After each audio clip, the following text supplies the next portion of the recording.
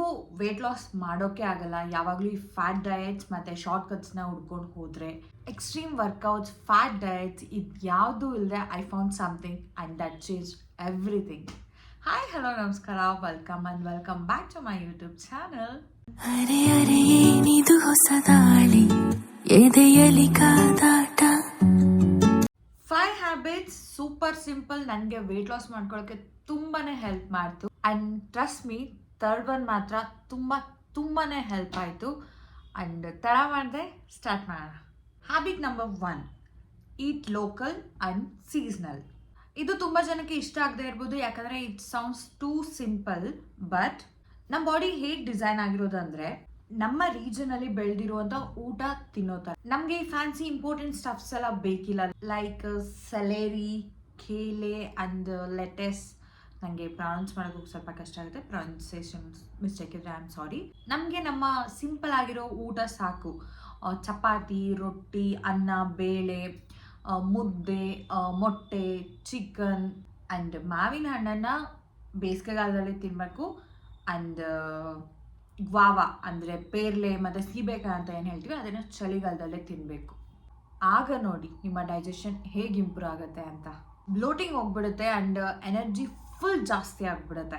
ಈ seasonal fruits and vegetables ಬಂದ್ಬಿಟ್ಟು full ಫೈಬರಿಂದ ತುಂಬಿರುತ್ತೆ. And ನಿಮ್ಮ ಹಾರ್ಮೋನ್ಸ್ ಕೂಡ ಥ್ಯಾಂಕ್ಸ್ ಹೇಳಿಬಿಡುತ್ತೆ.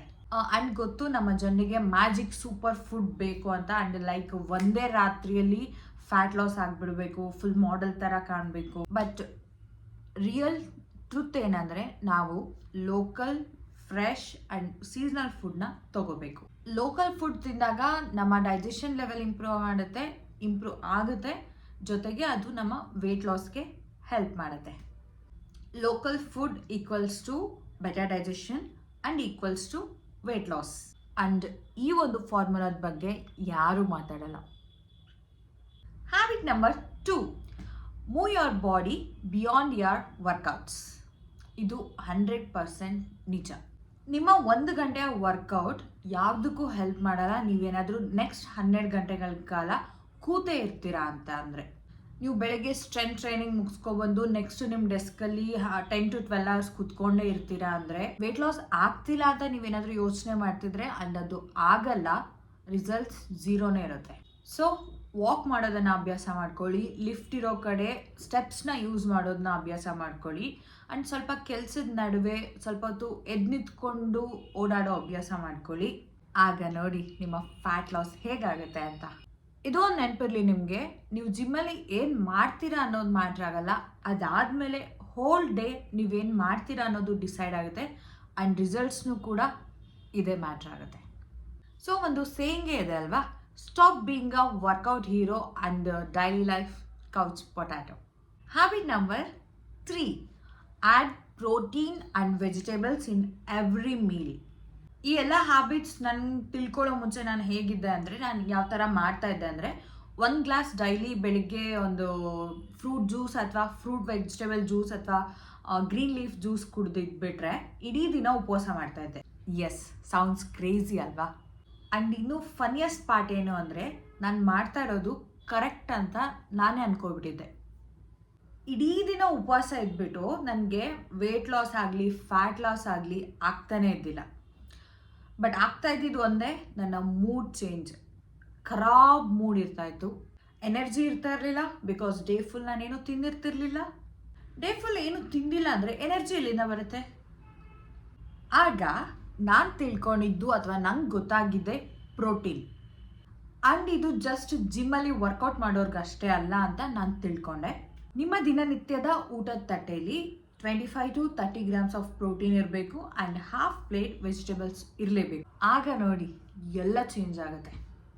ನನಗೆ ಫುಡ್ ಕ್ರೇವಿಂಗ್ ಸ್ಟಾಪ್ ಆಗಿದೆ ಆ್ಯಂಡ್ ಯಾವಾಗಲೂ ಬಿಸ್ಕೆಟ್ಸ್ ಮತ್ತು ಚಾಕ್ಲೇಟ್ಸ್ ತಿಂತಾ ಇದ್ದೆ, ಅದನ್ನು ಸ್ಟಾಪ್ ಮಾಡಿದ್ದೀನಿ.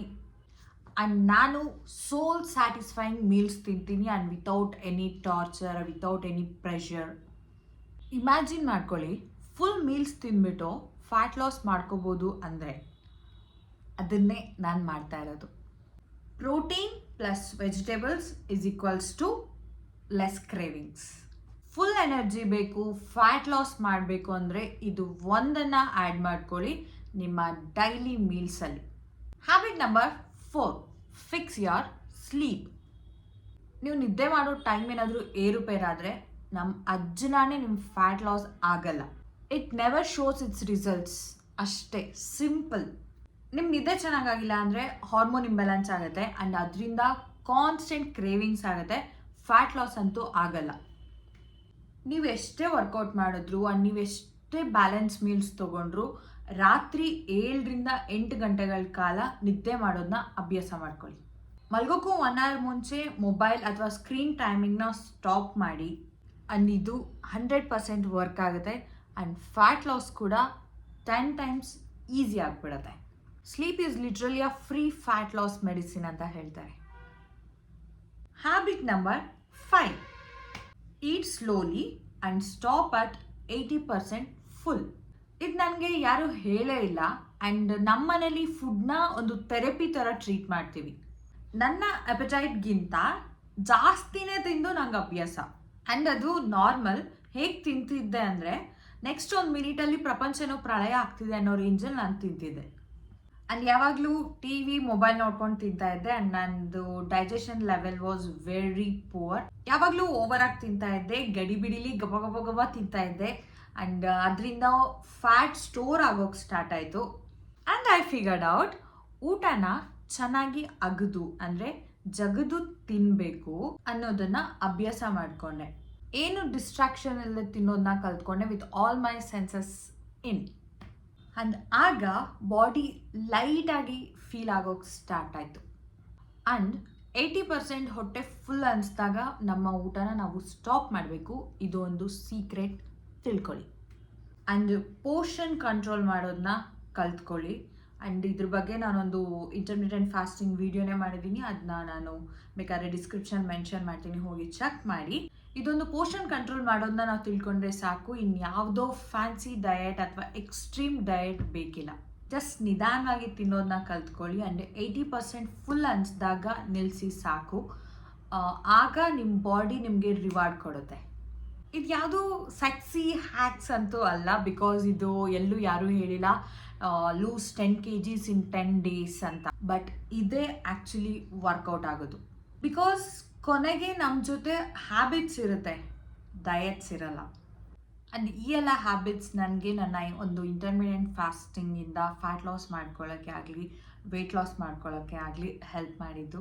ಆ್ಯಂಡ್ ಈಗ ಆಗ್ತಿರೋದು ಕೂಡ. ನೀವೇನಾದರೂ ಫ್ಯಾಟ್ ಲಾಸ್ ಅಥವಾ ವೆಯ್ಟ್ ಲಾಸ್ ಮಾಡ್ಕೊಳ್ಳೋಕ್ಕೆ ಕಷ್ಟಪಡ್ತಿದ್ರೆ ಶಾರ್ಟ್ಕಟ್ಸ್ ಹುಡ್ಕೋ ಬದಲು ನಿಮ್ಗೊಂದು ಸಿಂಪಲ್ ಆಗಿ ಹೇಳ್ತೀನಿ. ನೀವೆಲ್ಲ ಈ 5 ಹ್ಯಾಬಿಟ್ಸ್ನ ಫಾಲೋ ಮಾಡೋದು ಬೇಕಿಲ್ಲ. ಇವತ್ತಿಂದ ಜಸ್ಟ್ ಒಂದನ್ನು ಚೂಸ್ ಮಾಡಿ ಅದನ್ನು ಫಾಲೋ ಮಾಡಿ ಫಾರ್ ನೆಕ್ಸ್ಟ್ 30 days.